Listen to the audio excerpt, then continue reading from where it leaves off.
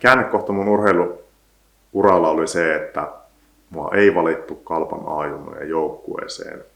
Ja nyt jälkikäteen ajateltuna se oli todella hyvä juttu, koska sen jälkeen mä en kokenut sitä urheilua tai urheilun ehdoilla tekemistä enää minä taakkana, vaan mä pystyin sitten ikään kuin vähän vapaammin, myös tiedostamatta niin kuin vähän vapaammin sitten niin kuin viemään niitä muita itselle tärkeitä asioita eteenpäin, muun muassa opintojen saralla. Mä olen Arto Pesola, 34-vuotias perheenisä Jyväskylästä ja mun urheiluura on perustunut jääkiekon ympärille, jos sitä nyt urheiluuraksi voi kutsua, ja nykyään toimin sitten työelämässä Kaakkois-Suomen ammattikorkeakoulussa tutkimuspäällikkönä ja Fibion Oy:ssä yrittäjänä. No, lapsena mä oon lähtenyt urheilun pariin varmaan ihan kavereiden kautta, mutta kyllä se niin kun vielä kouluiässäkin oli semmoista ihan omassa pihassa touhuumista ja itse tekemistä. Ja meillä oli koulussa, siis ala-asteella, todella kovat niin kuin välituntipelit aina futiksessa. Ja sitä kautta niin kuin se kaveripiiri oli siellä hirmu aktiivista. Ja siellä varmaan tuli suurin niin kuin määrä sitä aktiivisuutta, jos miettii sitä niin kuin lapsuutta niin liikunnan suhteen. Ja siitä sitten Haapajärvellä aloitin jalkapallon peluun, olisikohan se sitten ollut joskus 4. Ja sitä tuli pelattua siinä suht aktiivisesti ja sitten olisikohan varmaan 5-6 ei itse asiassa varmaan vähän aiemminkin, niin aloitin jääkiekon pelun sitten ulkojääjoukkueessa Haapajärvellä. Ja sitten meitä oli siinä samassa kaveriporukassa niin muutamia muitakin kiekon pelaajia, mutta sitten se ulkojäähomma alkoi vähän niin kuin tyssätä siinä C-junnu ikäisenä. Ja sitten me alettiin kulkemaan Ylivieskassa 60 kilometrin päässä sitten pelaamassa. Semmoinen autolastillinen poikia ja yksi isukki aina kuskas, niin sitä tehtiin pari vuotta siellä, niin pääsi vähän kovempiin peleihin käsiksi sitten sitä kautta. No oikeastaan se ajatus siitä, että jääkiekkoon voisi panostaa enemmän, niin siinä alkoi olla jo itsellä vähän semmoista niin urheilija-identiteettiä siinä kohtaa. Mä pärjäsin koulun kisoissa niin kuin siellä jossain yleisurheilulajeissa ja muutenkin niin kuin aika hyvin. Niin tuntui jotenkin luontevalta niin kuin tehdä siitä urheilusta jotenkin itselle semmoinen yksi juttu, tai semmoinen tukijalka niin kuin siinä elämässä. En mä sitä niin kuin miettinyt mitenkään sen kummemmin, että mä sitä jotenkin alkaisin panostaa siihen, mutta sitten yläaste meni siinä kiekkoa pelatessa ja sitten kun tuli aika hakea lukioon, niin sitten oli se niin kuin mietinnän paikka, että okei, jatkanko kulkemista vaikka Ylivieskassa Haapajärven lukiosta. Aika raskasta. Ja jostain sitten, varmaan meillä oli jotain esittelyjä tai vastaavia, niin sitten Sotkamon urheilulukiosta kuulin. Ja ihan viimeisenä päivänä, viime hetkellä sitten mä kuitenkin päätin lähettää sinne hakemuksen ja pääsin sisälle sitten kiekkolinjalle. Niin se oli ihan hyvä, mukava sitten polku siitä eteenpäin. Et se, oikeastaan mä niin tykkäsin muutenkin, tuntui vähän siltä, että vähän niin kuin seuraava steppi vähän muutenkin, että olisiko siinä Haapajärvellä jatkanut vai sitten jotain muuta. Niin itse asiassa mä varmaan hain muihinkin urheilulukioihin, mutta en tainnut päästä. Olikohan se niin sitten? Niin se varmaan oli, että Sotkamoon mä sitten pääsin. Se urheilulukion siirtymä oli todella iso ja tärkeä steppi kyllä mun elämässä ja niin kuin aika iso mullistus, mutta lähes kaikilla mittareilla niin kuin positiivisessa mielessä, että sitä joutui itsenäistymään ja keittelemään itse niitä makaroneja siellä,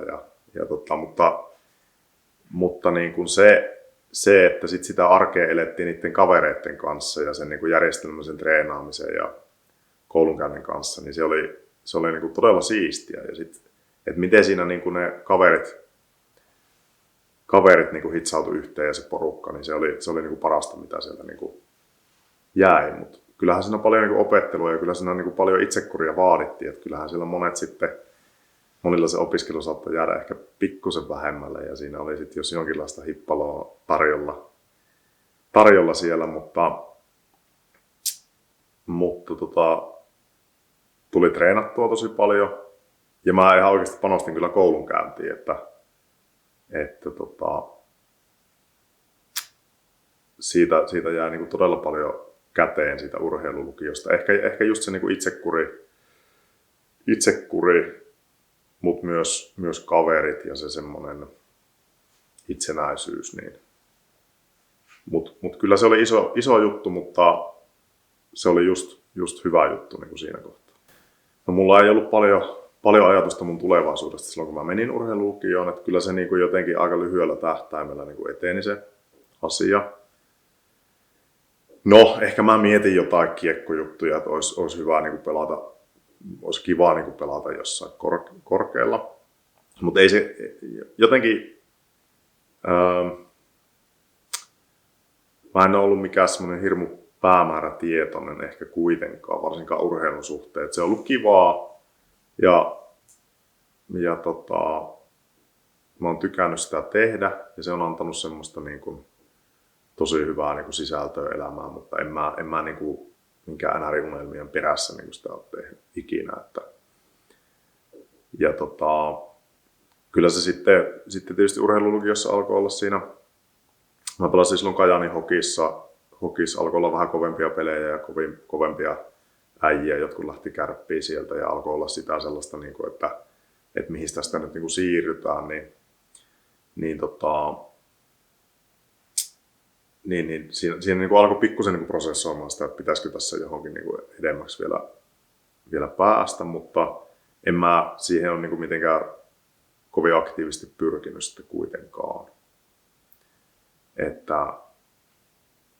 Mutta ehkä niin kuin enemmänkin sitten, kyllä mä samalla mietin niitä opintoja ja sitä, että se urheilu ei ole ikinä ollut kuitenkaan sit mulle se niin vahva semmoinen päämäärä, että mä olisin sen ehdolla tehnyt niitä päätöksiä. Mä oon yrittänyt pitää kyllä koko ajan mukana sekä urheilun että sen opinnot, mutta ehkä kuitenkin mun niin kun vahvuudet oli siellä opintojen puolella ja ne niin kun onneksi sitten kuitenkin oli se määrittävä tekijä siinä kun jatkopolkuja mietin. Mutta silloin kun mä aloitin urheilulukion, niin kyllä niin kuin aika lyhyellä tähtäimellä tehtiin ne päätökset kuitenkin. No mulla ei opintojen kanssa suhteen niin kuin ihan kovin selkeästi niin kuin se siinä kirkastunut missään kohtaa, että mihin suuntaan mä haluaisin lähteä. Et liikunta-ala mulla oli mielessä kyllä jollakin tasolla niin kuin jatkuvasti, mutta ei mulla ollut mitään käsitystä, niin kuin mitä se tulee olemaan. Tai mulla oli hyvin vääränlaiset käsitykset suhteessa siihen, mitä se sitten oli lopulta.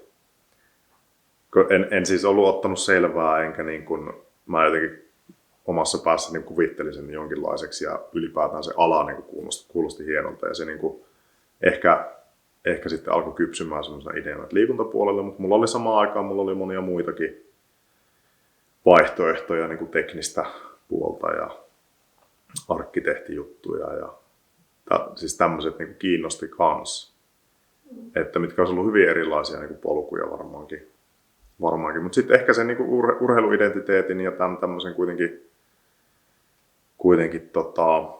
opintoidentiteetin yhdistelmänä sitten hain liikuntatieteelliseen ja sitten sinne polulle lähdin. Joo, on niin kuin tosi vaikea niin kuin antaa semmoisia selkeitä vinkkejä niin kuin nuorelle, joka on siinä kohtaa. Että jos mä mietin itseäni taaksepäin, niin on niin monia vaihtoehtoja, niin monia mielenkiintoisilta kuulostavia vaihtoehtoja, mutta hyvin vähän niin kuin kuitenkaan tietenkään ymmärrystä tai kokemusta, että mitä se tulisi olemaan tai sellaista näkymää, että minkälainen se ura niin kuin voisi olla.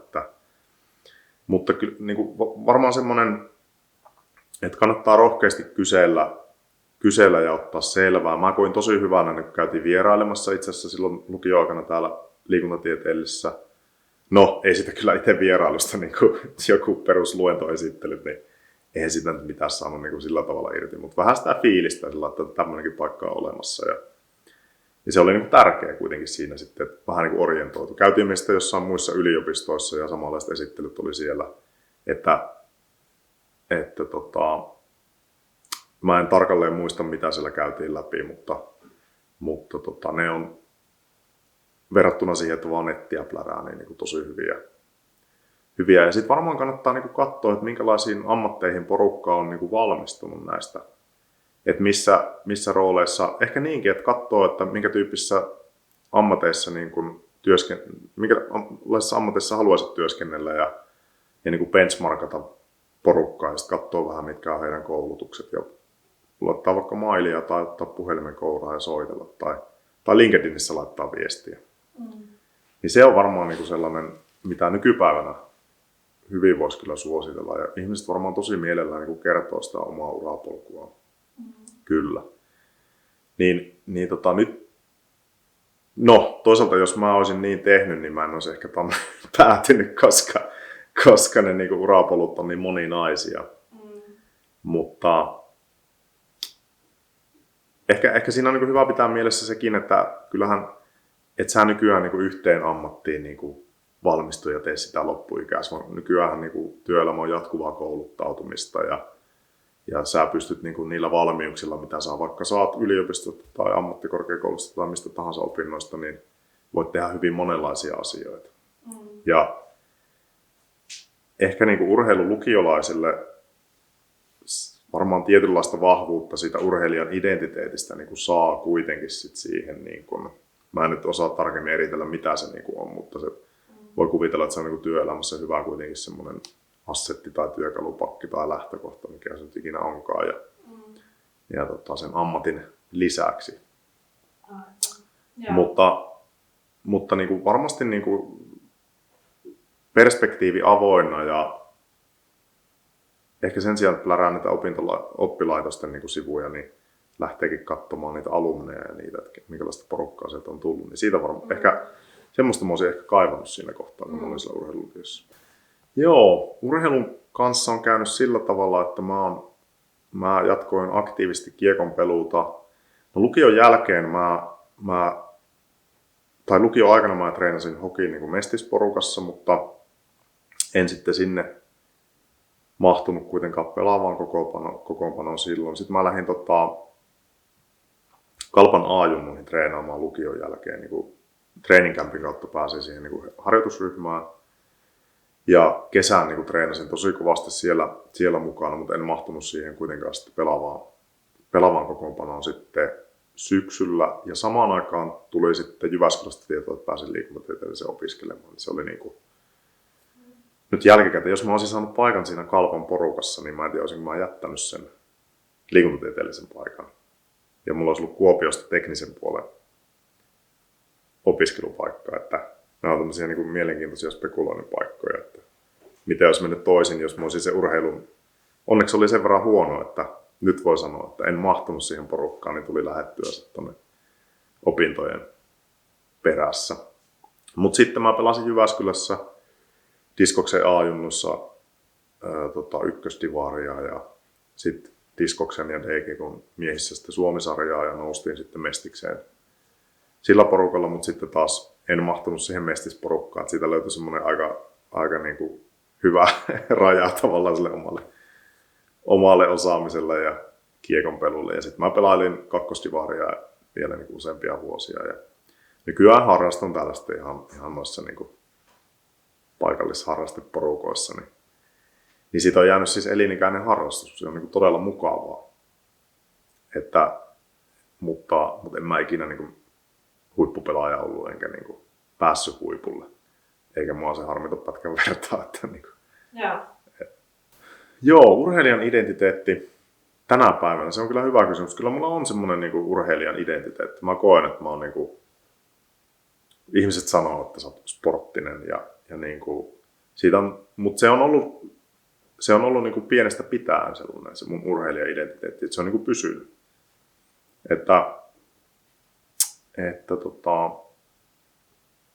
se on hyvä, että niin kuin suhteellisen heikosta kiekkomenestyksestä huolimatta se ei ole niin kuin karissut se urheilija-identiteetti. Että mä oon aina niin kuin monipuolisesti harrastanut liikuntaa. Ja sitten nykyään, jos ajattelee ihan noita harrasteliikoja, niin, niin naurettavalta se kuulostaakin, mutta siellä pärjää niin kuin tosi hyvin. Mikä on aika huolestuttavaa, jos ei pärjäisi, kun tehnyt sitä urheilua aika paljon. Mutta siitä on totta kai se on niinku semmoinen kiva juttu, kun siellä pärjää ja pidetään hyvänä pelaajana. No, siellä on äijä, jotka ei ole ikinä elämässään pelannut kiekkoa, niin sitten menet sinne Mutta se on kuitenkin semmoinen tietynlainen, niin kuin kuitenkin ylläpitää semmoista identiteettiä, että no sä oot varmaan pelannut jossain vähän niin kuin ylempänäkin. No. Niin sehän niin kuin tuntuu ihan kivalta. Ja. Että se, mutta ehkä mä niin kuin nykyään ennemminkin sitten haluan semmoista monipuolisen että en mä mikään niin kuin lätkäjätkä niin kuin koe olevani, enkä ehkä haluakaan sillä tavalla olla, että enemmän semmoinen, että niin kuin myös sitä kautta, että työelämässä arvostetaan semmoista reippautta ja suoraselkäisyyttä ja että sä oot niin kuin hyvässä kunnossa ja näin, että mä koen, että niihin pystyy sitä omasta urheilija-identiteetistä niin kuin ammentaa ja tarjoamaan niin kuin noihin työelämän tarpeisiin, niin se on myös semmoinen, mikä niin kuin ylläpitää sitä urheilija-identiteettiä. Jos mä mietin urheilijan kokemuksia ja mitä mä niistä olen itsestäni oppinut, niin no, varmaan semmoinen aika perusvastaus on niin kuin se työnteko pitkässä juoksussa, että silloin tuli treenattua aika paljon niin kuin urheilulukiossa, mikä on tosi hyvä asia. Kalpa A-junnoissa se oli niin kuin ihan hillitöntä se treenaaminen, että siinä niin kuin oppi semmoisen, että mitä se huipulla sitten niin kuin olisi se homma. Mutta kaikki voitot ja tappiot ja tämmöiset, ehkä niin kuin esimerkiksi jotenkin tärkeisiin peleihin valmistautuminen ja painetilanteet, niin niistä on monesti selvinnyt, mutta joskus on tullut sitten takkiinkin, että ehkä semmoista jotenkin siihen paineen tunteeseen niin kuin suhtautumista tai sen käsittelemistä. Se on ehkä ollut semmoinen niin kuin tärkeä juttu. Mutta sitten ihan niin kuin tavallaan sen epämukavuuden kestäminen, siinä mä ehkä niin kuin ajattelen enemmän semmoista niin kuin fyysistä harjoittelua ja kovaa treeniä, niin siinä on niin kuin tavallaan se oma suorituskyvyn skaala niin kuin on niin kuin itselle sillä tavalla selvillä. Mielestäni sekin on niin kuin ihan hyvä niin kuin kokemus tai semmoinen juttu sieltä urheiluuralta. Mutta toisaalta mä näen, että noihin paineen kokemuksen tunteisiin kyllä sitten niin kuin työelämässä vastaan niin kuin, hankala sanoa, onko se urheilu niin kuin, onko se niin kuin kehittänyt sitä mitenkään, vai onko mä vaan niin kuin oppinut ne asiat, mitä itsessä on, niin siinä pelatessa hyvin vaikea sanoa. Tuleeko mieleen sellaista, mitä mä olisin urheilun kautta huomannut itsestäni, mitä mä en ehkä muuten olisi oppinut ja ei ehkä hyödyllisiä, vaan semmoisia niin kuin negatiivisia juttuja, niin mä en tiedä, onko se negatiivinen juttu, mutta mä oon kuitenkin tuossa huomannut sitten urheilun aikana, että en mä niin kuin semmoinen kilpailuhenkinen ja semmoinen päämäärätietoinen ehkä sitten kuitenkaan ollut, jos puhutaan jostain NR:ssä menestyvistä niin kuin huippupelaajista, jotka niin kuin, on semmoinen maalijano, että ne niin kuin rikkoo mailat, jos se ei onnistu, niin mulla ei ole semmoista. Jos mä ajattelen itseäni 10 vuoden päästä, niin minkälainen ihminen ja urheilija ja työntekijä haluaisin olla, niin haluaisin olla semmoinen rehti, pidetty, luotettava. Ehkä sellaiset niin kuin asiat on sellaisia, mitä niin kuin, että haluaisin, että itseäni pidetään sellaisena. Toisin sanoen en niin kuin sellainen uraohjus ja sellainen niin kuin päämäärätietoinen millä ehdolla tahansa niin kuin eteenpäin pyrkivä, vaan enemmänkin. Ehkä ne on sellaisia, niin kuin mitkä työelämässä on niin kuin yhä tärkeämpiä tämmöinen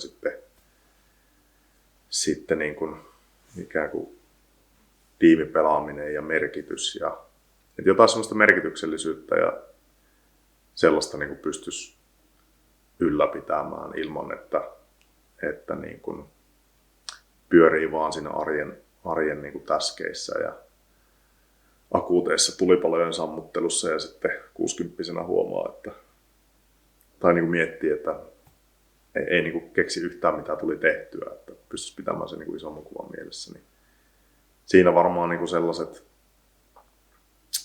sellaiset, mitä nyt yhtäkkiä tulee mieleen, että 10 vuoden päästä. Mut niin, toisin sanoen, että 10 vuoden päästä, että mulla ei ole mitään sellaisia tavoitteita, että mä nyt haluaisin edetä johonkin tai sillä, että musta tuntuu, että mä oon työelämässä löytänyt aika hyvin sellaiset niin kuin mielenkiintoiset asiat, mitä mä haluan edistää. Joo. Että jos mä saan niitä asioita edistettyä, niin se on semmoinen niin kuin yksi tavoite. Niin, no sitten mä oon tehnyt niin kuin tutkimusta tämän liikunnan ja arkiaktiivisuuden parissa, niin siitä on tullut itselle semmoinen niin kuin yksi identiteetti myös, niin sitä asiaa niin kuin haluan edistää sitten eri tavoilla. Niin hankala sanoa, miten sitä niin kuin mitataan sitä onnistumista siinä, mutta on ehkä helpompi jäsentää sitä oman työidentiteetin kehittymistä näiden teemojen kehittymisen kautta kuin sitten joidenkin uusien positioiden tai tämmöisen näin. Että se on vähän niin kuin mielekkäämpi tapa ehkä miettiä sitä. Niin siinä voisi olla itse asiassa yksi vinkki niin kuin urheilulukiolaisille, että miettiä niin kuin sit tämmöisiä itselle merkityksellisiä asioita, mikä voi olla tosi vaikeaa. Että mulla se nyt on niin kuin arkiaktiivisuuden edistäminen, joka voi tarjota liikunnallisen elämäntavan identiteetin myös ei-urheilijoille. Mielestäni se on niin kuin kiva teema, mikä tuntuu itselle tosi semmoiselta läheiseltä ja jos sitä pystyy edistämään, niin mun työidentiteetti ikään kuin vahvistuu siitä. Niin voisi ollakin niin kuin, se saattaisi ollakin hyvä semmoinen, että jos miettii sitä niin kuin omaa uraa ja sitä jatkoa hakeutumista niin kuin tämmöisten asioiden kautta, niin se voi tarjota semmoisen niin kuin aika tukevamman sillan kuin sitten joidenkin pelkkiä opiskelupaikkojen miettiminen pelkästään.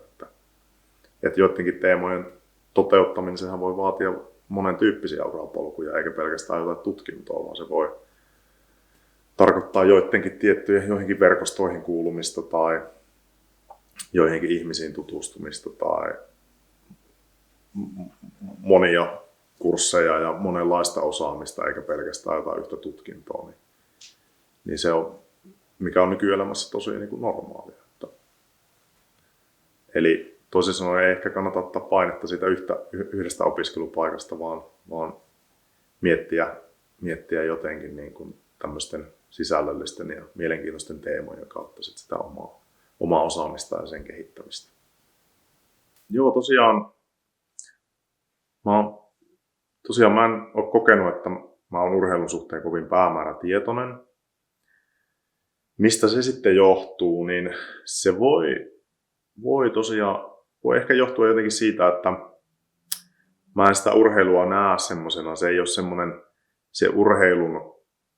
se mitä urheilun päämäärätietoisuus on, vaikka pelata jossain liigassa tai tehdä jotain pisteitä tai saada jotain sopimuksia, niin mä en näe sitä niin kuin mun identiteetin tai mun kehittymisen kannalta sellaisena mitenkään tavoittelemisen arvoisena. Tai ei se jotenkin, se on aika niin kuin yksipuolinen tapa niin kuin omaan kehittymiseen. Että se voi myös johtua siitä, että kun mä en sitä urheilua, niin kyllä se mulle aika äkkiä kävi selväksi, että siitä nyt ei mitään niin kuin miljoonia tuu ja ei siitä mulle mitään ammattia tuu, niin se voi olla myös, että se on niin kuin sitä kautta sitten romuttanut sitä mun päämäärätietoisuutta sitten. Että jos nyt olisi ollut niin kuin näköpiirissä, että ihan oikeasti voi pärjätä, niin ehkä se olisi muuttunut se tilanne.